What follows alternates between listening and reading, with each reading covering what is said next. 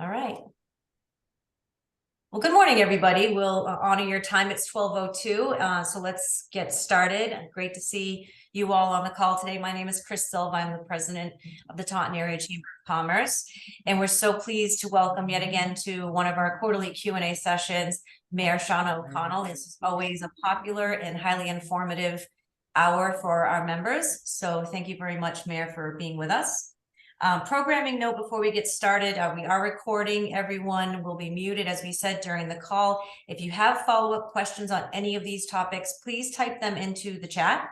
We do have some questions to get through that were pre-submitted, so hopefully we'll get through all of those and allow some time at the end for follow-ups and any additional questions at that time.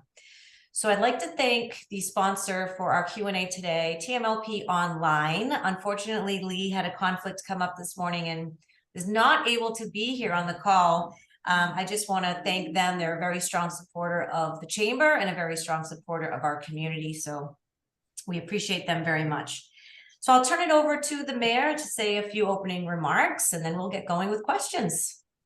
Thank you, Chris. Great to see everyone this afternoon. And it's, really wonderful to see how much the Chamber has been growing over the past few years. We're seeing new businesses come into Taunton, and that is a good thing for all of us.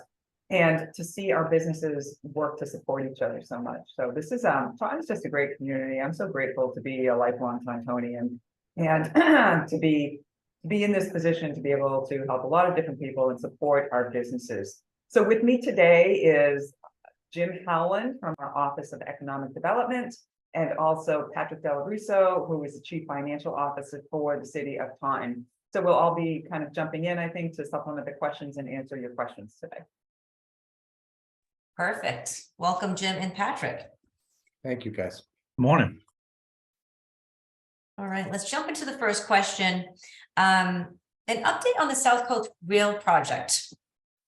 Okay. Well, it's not a question, but no, that's great. Jim is going to help me with this one. But as you know, they've been working on South Coast Rail for several years here in the city of Taunton, and it's been a very long time that it's been talked about. But from the time they started the work till now, a lot of work's been done. And believe it or not, South Coast Rail is the service is supposed to start in the end of this year, so sometime in the fourth quarter of this year. So that's a really exciting time here for Taunton, and we really are embracing the benefits that we think it will bring to this area that include economic development around the station with housing and commercial and retail. So the good news is it is going to be starting at the end of this year, and we're also, in discussions and have made it, talk to the administration about the fact that we still want or are looking forward to our downtown station as well. So that's supposed to be phase 2 of the project.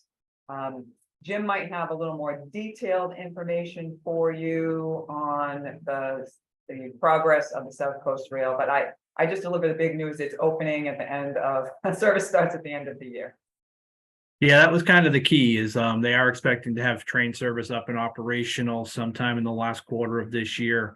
Unfortunately, the intersection is not scheduled to be completed until the next construction season. So we'll be looking at 2024 before all those barrels and cones get removed and everything gets straightened out down there. But that was the bigger part of this was they are expecting to have everything up and running by the end of this year, and hopefully they'll start straightening out the traffic issues, and you'll see the new lane changes and some of the new off ramps starting to open up here by late fall this year and early spring next construction season.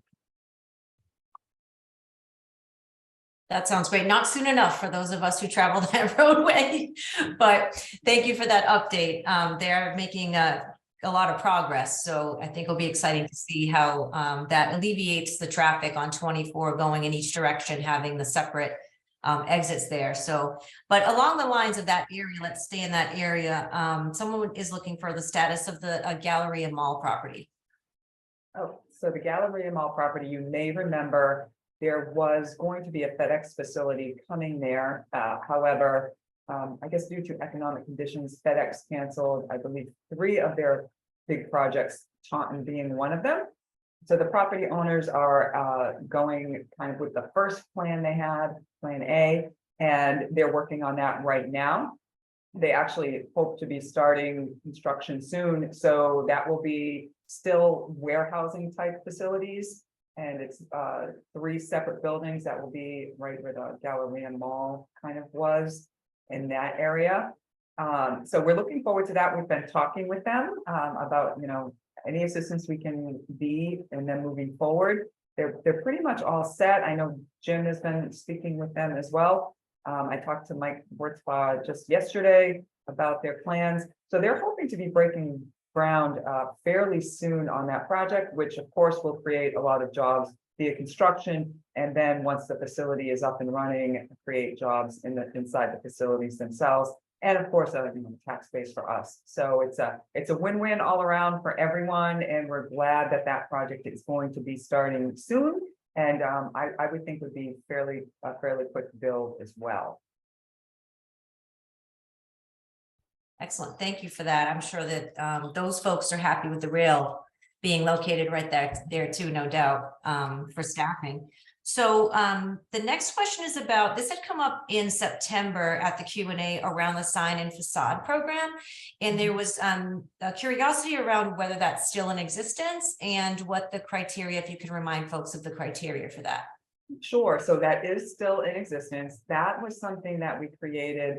When I came into office, I knew that was a need in the downtown to have a sign and facade program, because it's just one of those expenses that can be really difficult for businesses and create a challenge for them financially. So we not only created the program for the downtown, but also for the Winton and Ware areas, because we want to make sure that we're doing economic development everywhere in our city.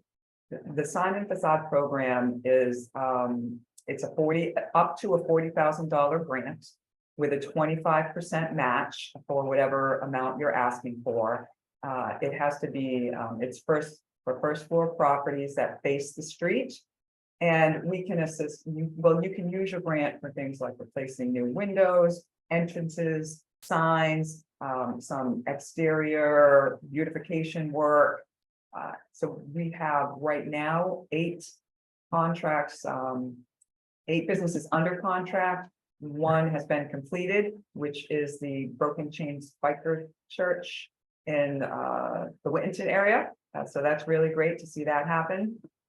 And one of the kind of challenges that people seem to be having is getting their contractors in place for the work to be done. So Jim's office has started helping people with that piece, because they were challenged to find contractors to do the work. So we're helping people wherever we can in that program as well. If anyone thinks they want to take advantage of it, they really should call the Office of Economic Development. Make sure you qualify before you sign any contracts with anyone else or do anything else, because we want to make sure that you're going to get the grant if you're out there doing any of the work. Jim, anything I missed on that?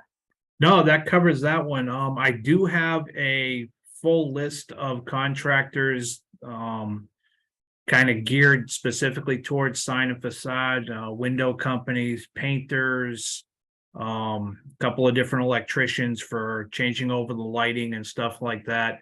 So if anybody is interested in applying and just is looking for a list of functional contractors that are actually out and providing quotes, let me know, and I'll be happy to just email you that list of people that we've gotten so far that have shown interest in the program and interest in doing some of the projects. Jim, is the application right on the City of Taunton Economic Office Development? I do not believe it is, no. Because we would rather talk to everybody first and make sure that they qualify and get a sense of what they're trying to do, and then we'll email you the application. Okay, so there's information on there, but that people should Right, call in ahead of time. Yeah, it does make it an easier process. We can help you right through it. Is there a deadline on this? Will it expire at a certain time? It's a rolling applications, so Right. when we run out of money, that's kind of when it expires, unless we can find some funding to re-up it. Okay, great. So speaking of the Whittington section, so I know that there's a TDI initiative in that area. Can you talk a little bit about that? Sure. So that's the Transformative Development Initiative. And that is a grant through Mass Development, who I think I've seen a few Mass Development people on here. I know Jay Patikos is on here. And Mass Development is, they provide so many services to communities, to businesses. They are just a great partner in many different ways. We received, so with the grant, we received what they call a fellow who kind of works for the city for 3 years and helps with the development in the Whittington area. And it's a collaboration and a partnership with Mass Development, with the local business owners, organizations, and residents in the specific TDI mapped out area. And they're concentrating on economic and community development, branding for that area, beautification for that area. And it really creates this bond between all of the stakeholders and gives that neighborhood, a sense of pride going forward. And you can really see the excitement in that neighborhood already in some of the events that they held last year. Right now, I know that they are looking at doing some murals on buildings in the Whittington area, which is really going to be it's going to be exciting to see that. It's going to be, beautify that area and give them like the branding that they're looking for. They also just received a $100,000 grant that is going to help the businesses in that area with with like the sandwich board signs, welcome mats, direct mail marketing, and lighting upgrades. And those things are also kind of branded. So you're going to see this new Whittington branding that kind of captures the essence, I think, of the Silver City and, rebar in and all the factories that were once there in the heyday. So I think they're also going to be having some events, community events in Whittington this year. And I think a lot of us probably remember from years ago, like Whittington Day and fun things like that. So you're going to see a lot more activity there. And it's really exciting to see the spirit come back to that neighborhood and the development come back to that neighborhood. Thank you so much. That is exciting. I do have a follow-up. I'm just going to go back 1 second in the chat regarding the new train station and what may be happening around that area. Has there been any interest or specific interest in, I know you'd mentioned housing and retail. Is there anything specific around that? Anyone who's expressed interest? People often express interest, different developers. There's nothing that's been filed as of yet. So we don't have that specific information to give you, but we do anticipate that there will be some development in that area. And also with people, being able to visit Taunton much more easily from other localities, that's going to spur much shopping in that area and people visiting, the city of Taunton, of course. Right. Thank you. Another topic that was brought up in September, and I'm wondering if it's still ongoing, is the rent rebate program. Yes, the rent rebate program is going strong. So that was something coming in that we knew it, it was great for the downtown. That was started. I'm not sure if it was started by the Hoyt administration, but they did a really good job with, making that program available. So we wanted to expand upon that as well. So that again, we're looking at economic development in all of our neighborhoods. We expanded the rent rebate program to the Whittington area and the Ware as well. I do know that one business in Whittington has taken advantage of that, and that's what we want to see happen. And we also increased the rebate opportunity. So it's now $3,000 for the first year in your rent rebate, and $6,000 in the first year, and that provides $500 a month for rent rebate. And then in the second year, it's $3,000, so it goes to $250 a month. And that can be a really nice starter for a business that's been empty for 6 months. That's part of the criteria. The building has to be empty for 6 months. And if it's hard to rent, if you can't get people in, we want to help you fill those storefronts. So that's why we decided to expand it to our other areas and also increase the rent rebate because it hasn't been increased in quite some time. And that's another program that, again, if you're thinking of taking advantage of that, you should call the Office of Economic Development to make sure that you qualify for it. Because if you sign a lease with someone with the idea that they're going to get, going to get this rent rebate, and then for some reason you don't qualify, that's going to be a challenge for your business. So we want to make sure that you do qualify for that and that we help you through that process so that you can fill those storefronts. And that's also a rolling application as well. Okay, yeah, that makes sense. Okay. So we've been talking about the Whittington and the Weir. The next question is around initiatives focusing on, well, Weir and East Taunton. Yes, East Taunton. So our probably our biggest development in East Taunton at this point is the new airport administration building, which I know, we've talked about a lot. We are almost at the time where we can open that building up to the public. So when we came in, that project was really not moving. So we got it moving, and we are now at a point where the building is complete. We're looking at doing the landscaping once the weather breaks, and there's just a few, what do you call them, Patrick, punch list items that need to be taken care of. And the restaurant is, probably one of the main attractions as far as, economic development and vitality in that area. There is an RFP out right now for the restaurant, so people are certainly encouraged to reply to that. And we put out some incentives because an RFP was put out previously for that, didn't get any really great bites on it.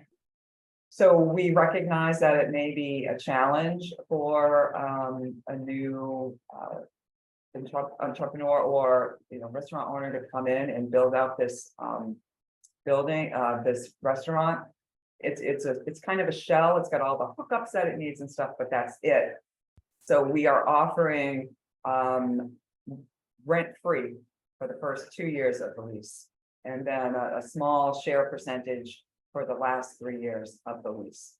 So we're really trying to incentivize people and help whatever restaurant might be able to come in there, help them financially the first 2 years, because we know it can be tough, especially in the restaurant business, the first couple of years that you're open. It's about a 2,000 square foot area. They'll also be able to offer patio dining outside, which is very nice, and there's a liquor license too available. So those are some kind of really nice incentives to make it. We want it to be really unique, and so that the public really feels like they can go there. It's not just for people that use the airport or people that work there. It's for the entire public. So we want it to really be an attraction here in Taunton. And then along with that, there's offices there. So there's a lot of opportunity for other businesses to come in. We've had inquiries from car rental businesses. We'll be able to sell more jet fuel. The airport is going to be buying some hangars so that we can accommodate other flights coming in, possibly charters. So we're really looking at a lot of opportunity there. There's a possibility for a flight school to come in, for us to partner with Bridgewater State University in the aviation program that they have. So there's certainly a lot of opportunity, and we're looking into all of those, and we're excited to open that. Don't have a date yet for the grand opening. We will need to coordinate that with Mass DOT and the Airport Commission as well. But we will be working on that soon, and that is going to be a great day in East Taunton that we are all looking forward to. And Patrick, I don't know if I missed anything, if you need to fill anything in. No, I think you did a fantastic job as always, Mayor, on the airport. Just a couple other initiatives going on in East Taunton is that we've expanded our sewer and water system out there through the Mayor's Capital and Economic Improvement Plan, which was recently passed on January 17th of 2023. That placed over $4 million worth of sewer and water extensions to those areas in East Taunton. Great, thank you, Patrick. I appreciate that. We're really excited here too at the chamber to celebrate that opening at the airport and the restaurant and all of that. So Skydiving, anyone?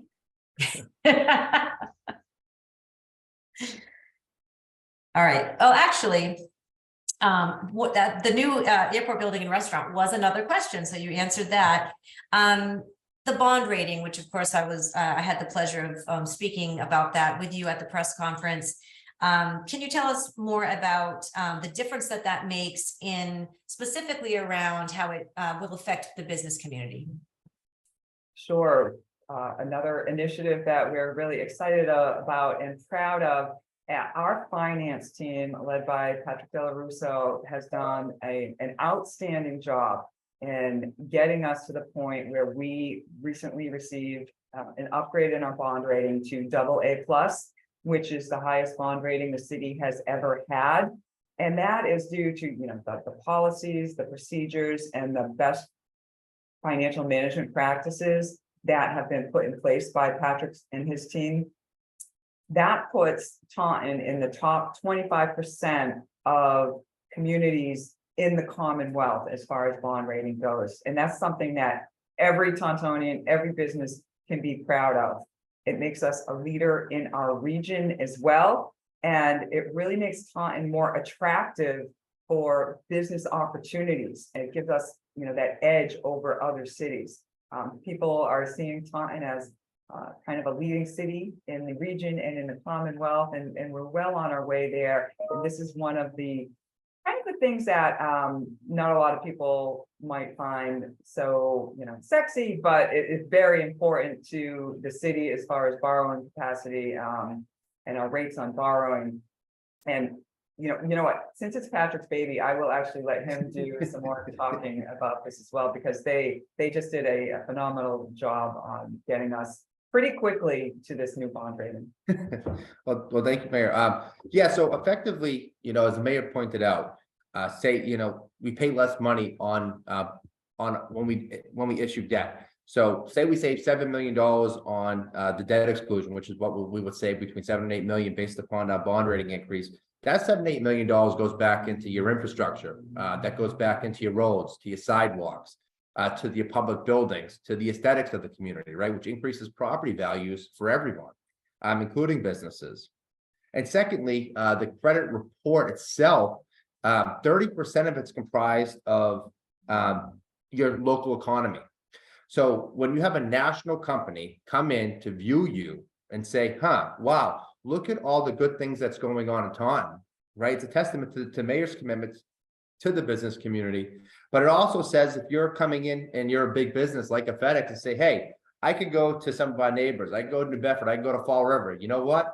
Hey, I'm going to go to Taunton because they have all this stuff going on. They have all these subsequent business opportunities. They have a pro-business administration here that wants to work with you, that wants to help your business succeed for the community. I mean, that's a big component that sometimes gets overlooked with the S&P upgrade, I think. But to answer the question, it really highlights the strength of the administration and the strength of our local economy. That's really what it does. Thanks, Patrick, for that. I know that you're gathering information and feedback about the public safety complex. Can we get an update on that? Sure. So let me give you a little background and kind of on the need. First of all, because we're really working hard to make sure the public understands why we're doing this and that there is an actual need for it. The city of Taunton has not built a new police station since 1909. Our police officers, our police department has been in two different temporary facilities for the past 45 years. And 4 out of our 5 fire stations are over 100 years old. And I don't know if you've heard this from me before, but I like to kind of put it in perspective for people.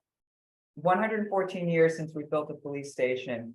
That was when Teddy Roosevelt was president, and about 1% of households had indoor plumbing and heating. So we've all come a really long way since then, but our public safety facilities have not. We purchased land at the Villa Fatima, or we purchased the Villa Fatima property, which people might be familiar with, is on County Street, where near the old Epoll School was. We did that last year in anticipation of building a public safety facility on that. Since that time, we have hired an owner's project manager, an architect team. The design of the facility has been made, and that is available on our website. There's been a presentation of that at City Council. And so we're now at the point where we need the funding piece. Now, the total cost of the project is $79.1 million. And the city has already put aside $11.4 million. So the remaining balance is the $67.7 million. And Patrick will correct me if I have any of these numbers incorrect. Home run. So we have just asked City Council to approve putting a question on the ballot on April 29th to ask for a debt exclusion. And so that's, it's not an easy thing to do. We understand we're going to the taxpayers, we're going to the residents, the property owners, and asking them to help fund this building. We are right now still paying off the Taunton High renovation project from, I don't even know what year, 2000 maybe? 2011. 2011. We're obviously paying for City Hall, and we've just built Mulcahy School. There's really no room within our current budget to pay for this public safety facility. But our police department has outgrown their facility right next door to City Hall. There's no more capacity there. The building is at the end of its life, and we have to do something for them. We want to ensure that they are delivering the highest level of public safety service that this community needs and deserves. And there is just a real need for this new facility here in the city of Taunton. And I really want to stress to people that throughout this process of designing the facility, we always kept first and foremost in mind the needs of the taxpayers and our obligation to ensure that we have created the most efficient facility at the lowest cost possible. So when the architects were asking what kind of building we want, what are we looking for, I told them that we obviously want something that fits in with the fabric of our city, with the character of our city, and we want a building that is humble. And they were like, humble, huh? And so humble, let me translate that for you, cheap. We want quality at the lowest price possible. And they have delivered that. They really have. We've cut corners wherever we could while making sure the building has everything it needs. So I want to stress also that it is a building of needs and not wants.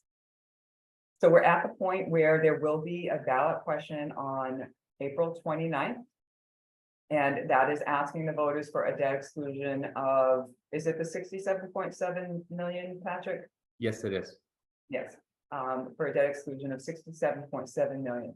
Now, what that means for the average homeowner, the average property owner, is $13 a month increase in your property tax, or broken down even further, 44 cents a day. So that kind of hits home with people that, yes, we know that a safe city is a thriving city. We know that there is a real need here. And we know that this community has always stood very strong in support of our police and fire. So we do hope that we're gonna see that support on April 29th as well. And let me just add one more thing that I think it's after 3 years, Patrick, the price will go down further because we will be finished paying off the Taunton High School debt. So That's that correct. average taxpayer will have an increase of $10 a month for this really beautiful 21st century public safety facility that is needed here in Taunton. Did I miss anything, Patrick? No, Mayor, excellent job as always. And let me, you know what, actually, I did miss something because we're having some city events. So we want the public to be really educated and aware of all of the details and why this is a need. So on, let me see, I'm looking at my notes here on this Saturday, March 11th, there will be a tour of the police station. So, you know, you may have been inside that lobby and wonder what's behind those doors. You're going to be able to see that on Saturday. And we want people to be able to see what the current station looks like. So they have an understanding of just how overcrowded it is, how old it is, how dilapidated it is, and have a better feeling about the new public safety facility we're building. So that's this Saturday from 11 a.m. to 1 p.m. And the community, whether you're a business owner here, a homeowner here, a resident here, is encouraged to drop by for a quick tour of the police station. And then on Monday, this coming Monday, March 13th, we'll be having a forum. It's a community information session right here at City Hall in the chambers, and that is at 6 p.m. So we'll have all the renderings available, and all this information is available online too, including the renderings, but we'll have all the renderings available. The architects will be there, the project manager will be there, the chiefs will be there, I will be there. We'll be able to answer anyone's questions. We'll be giving out some flyers with information because we really want an open dialogue. We want to answer people's questions, and we want people to understand the project. After that, there's more events happening. We're going to do some tours of the fire stations too, but I'll just leave you with those 2 dates for now, this Saturday and this Monday. Thank you for sharing that. I was actually going to ask you to share those upcoming dates. So thank you for doing that. I think it's really appreciated and really important to be, to be offering this transparency as you do. So it's much appreciated. That was all of the pre-submitted questions. I'm curious on some updates around and again, opening it up to the audience today for entering any questions or follow-up questions into the chat. At this point, I wanted to allow the mayor to give us maybe some updates that we didn't ask about that you'd like to share. So we are looking at a couple more programs. We're always trying to brainstorm about how we can spur more economic development, help our local businesses, bring in new local businesses. So we're working on creating another funding program for our community, which we think we're going to be calling the Downtown Development Initiative. And this will, we're still forming the program. So, I can give you some kind of broad details, but we're still working on it because there's outside of the facade program and the rent rebate, we still see a need. And one of the things that we are trying to help businesses with is help them develop the project that they want to see. Because what we found is that it's so expensive to renovate, to do new development, and sometimes the rents that you can get really aren't meeting the budget and the needs of the development cost. So how can we kind of help fill that gap so that we don't see businesses going for just what the easiest tenant is, or the easiest project is, or the cheapest project, but really helping them be able to realize their visions and dreams of their property so that it has the highest and best use and provides the whole entire community with the most, I guess, effective economic development that we can get. Because if there's one great business that comes in downtown, it's going to be a help to all the businesses. If there's some really nice housing that comes into the downtown, it is going to be a benefit to all of our businesses, not only in the downtown, but in other areas too. So the Downtown Development Initiative is kind of looking to see how we can help fill funding gaps. That, if I just had this one thing, I could do this really great project. How can we help you kind of get that one thing? Thank you for that. I know I've seen on your social media around the Memorial Park. Oh, yes. Can you talk a little bit about that? Yes, thank you for asking about that one. Memorial Park. So Memorial Park is just this beautiful, beautiful piece of property. Jim, do you know how many acres that is? Is it like 20 acres or? I think it's even more. You're on mute, Jim. All right. So, I believe it's just shy of 20 acres, but if you give me 7 seconds, I can tell you. okay, Jim's gonna check on that. So anyway, beautiful park. I think, a lot of people have wonderful memories from there. You know what? Just a real sidebar, but I think when I was maybe 18 or something, I was playing Frisbee in the park with my brother and they took a picture of us and it's in the paper. So hopefully that's not available if you Google it, but so, just fun times down there, going ice skating, going fishing, having concerts. So we are putting $3 million into the complete renovation of Memorial Park. We really want it to be a centerpiece, community gathering place. And we, again, realize that it makes Taunton a more attractive place to do business, to live, to raise your families. And that's something that we want people to see. So that is going to start, we're going to start that project with community input. And AJ Marshall, I don't know who's more excited about this project, me or AJ, or the community, but he absolutely, he's the commissioner of the Parks and Rec Department. He loves his job and he loves, beautifying our city, renovating our parks. So he is super excited about this project. And we're starting with community information sessions, community input, because we realize how important this is and the historic value of this park to people in the community. So we're going to start with that. So we kind of understand what the community is looking for and what would make them happy and what, would be, they would be going to use that park for.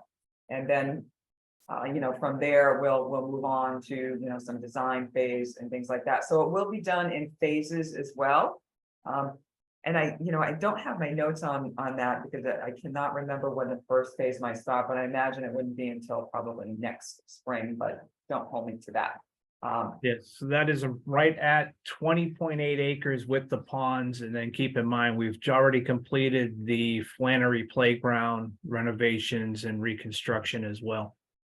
Yeah, so that's kind of in the backside of Memorial Park. We just did a complete renovation, and that was with Jim's office, OECD, and also Parks and Rec. That was, I think, like maybe an $800,000 renovation. Correct. If you ever saw that park before and you go see it now, you are going to be wowed. So just wait until we do Memorial Park. We have AJ has some really fantastic ideas, and maybe we'll put a splash pad in there. We're not sure what we're going to do with the pond yet, because that's a really expensive item, but that'll be part of the conversation and part of the planning as well.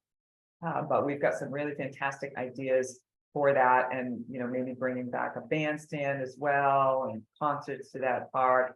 I'm a big fan of ice skating in the winter time, although wouldn't have had much luck this winter.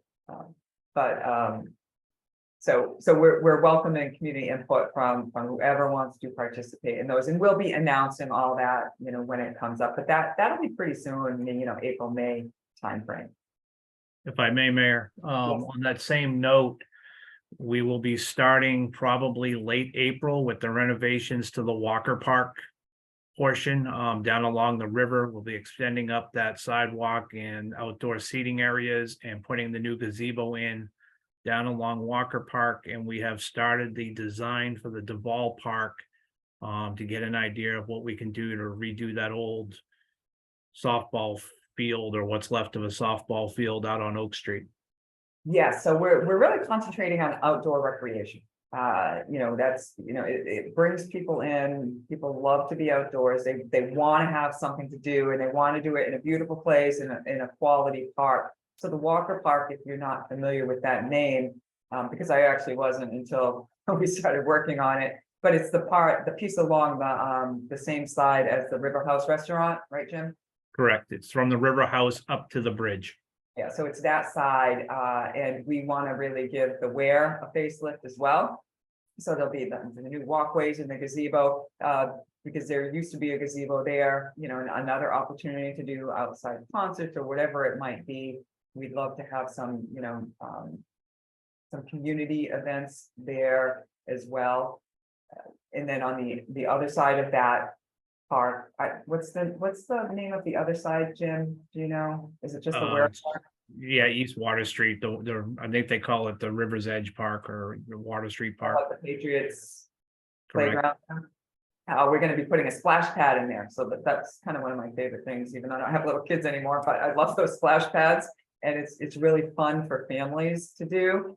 So a lot of what we heard when we came in was, the city concentrates a lot on one area here and there. So we're trying to kind of spread out where we're working on recreation. So we're working on it down in the Ware, at Memorial Park, and Duval Park is the one on Long Meadow Road.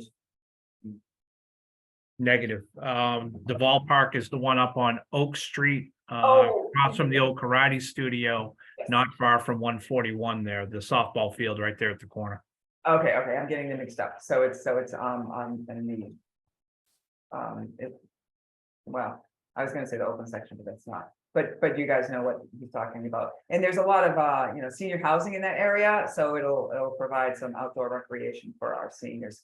And also in Whittington, a lot of people aren't familiar with this park, but way in the back, you go down Whittington Street, there's like first, second, third, I don't know if they're Aves or streets, but in the back of there's Whittington Park. It's a really beautiful, large piece of land.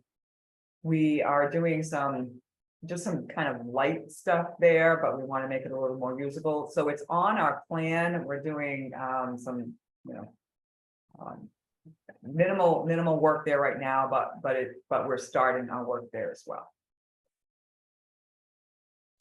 I did have, I had actually had another follow-up for, we've been talking about this, I think for probably since the beginning of the Q&As with you, and I know it's finally coming to, I think, almost to fruition, but that's the charter.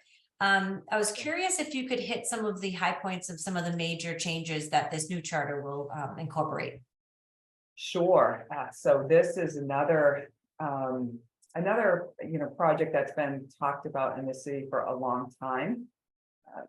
Probably decades as well, is changing our charter. Again, our charter hasn't had any major updates. It's had, some tweaks here and there, but no major updates since 1909. So that kind of seems to be the year that's stopped doing a few things. So we're operating under, basically under city government structure from 114 years ago. And that, that limits us.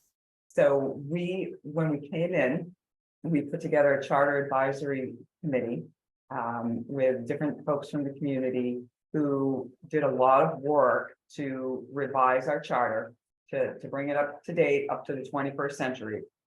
Once they made all those changes, it went to city council. It was passed by city council. It then went to the state legislature.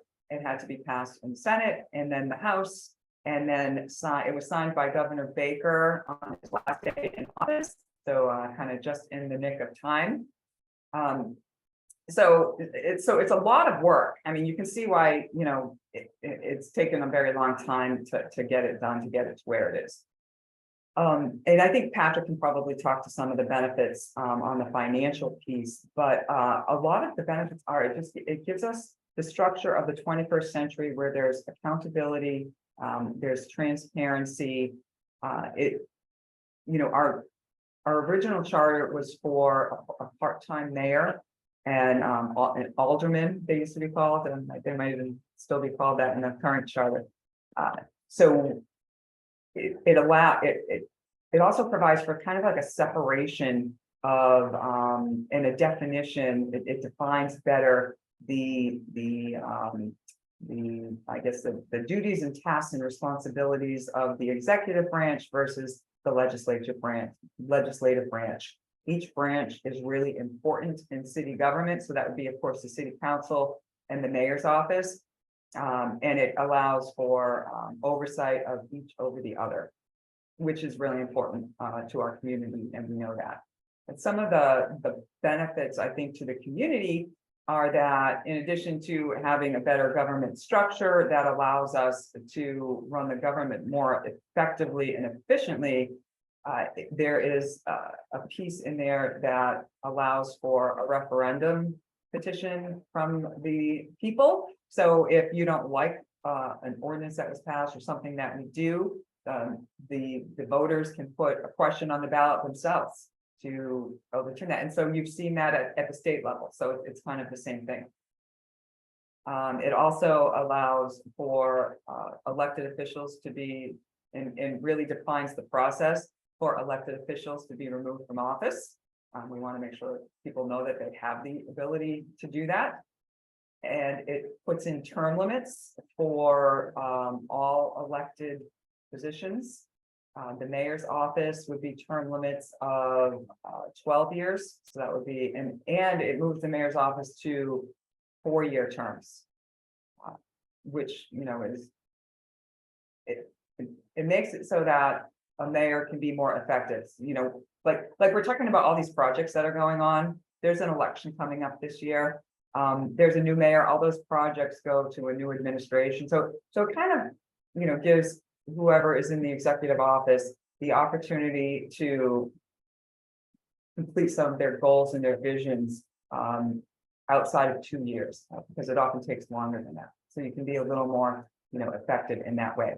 And I think, from, the feedback that we've gotten, people really support term limits because it can be difficult, in a small, Taunton does have 60,000 people, but it's still considered kind of a small community, at least to us.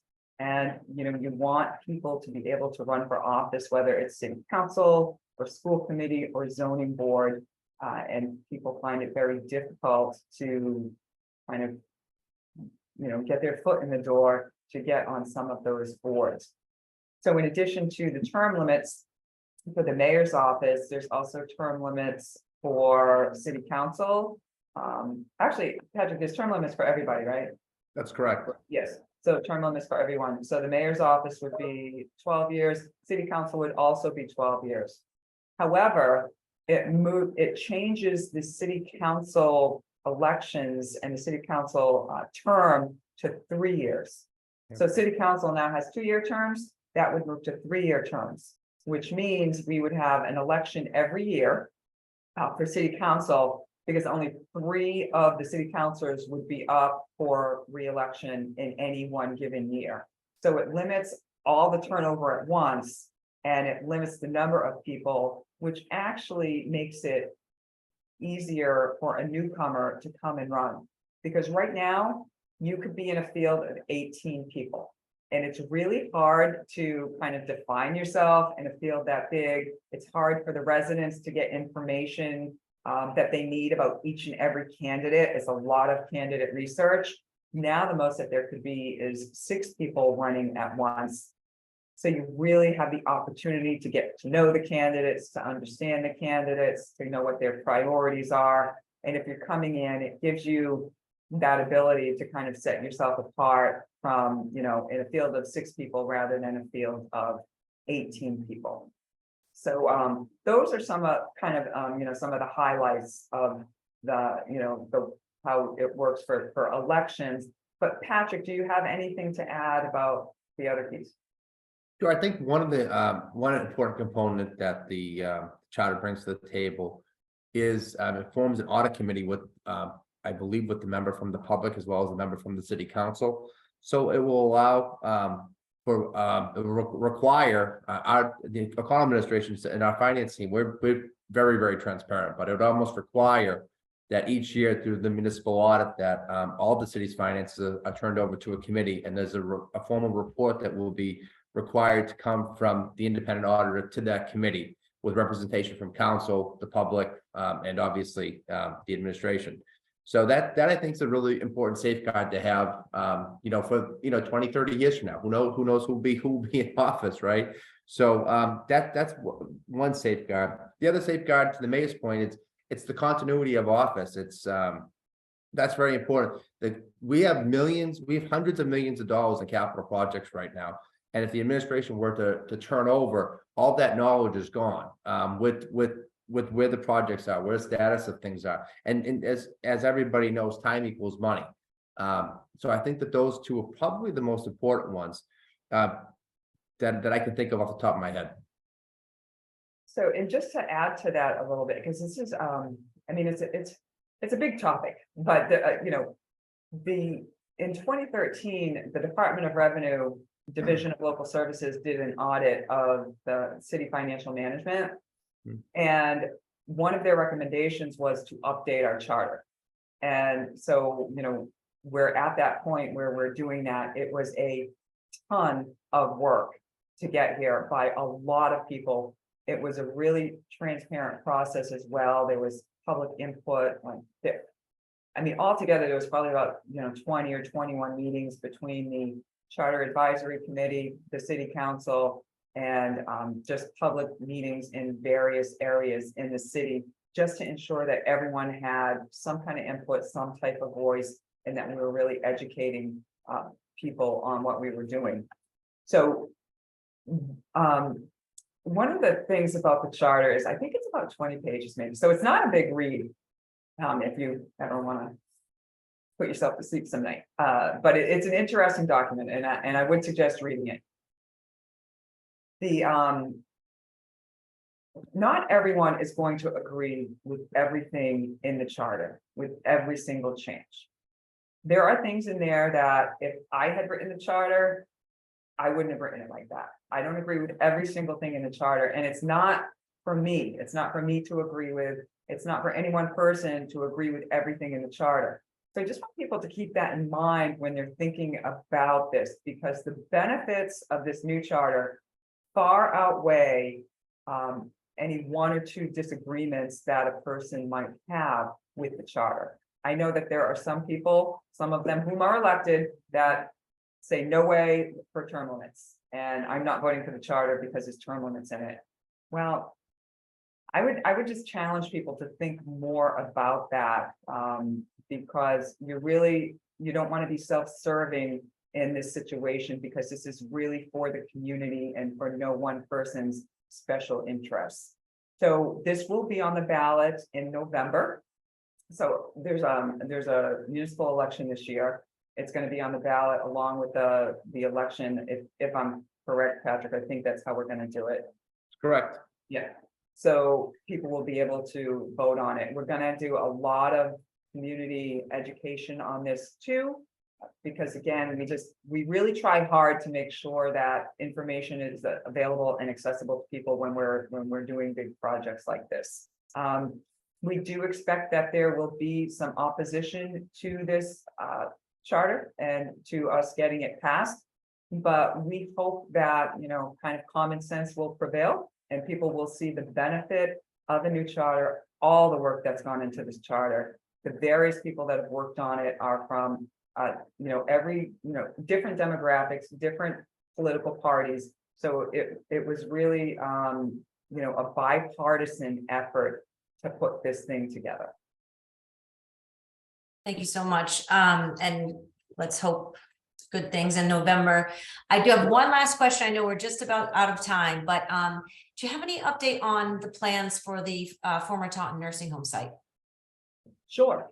So we just received a grant to kind of evaluate the site and help us, look at the highest and best use. So whenever we're talking about property, we usually talk about like highest and best use.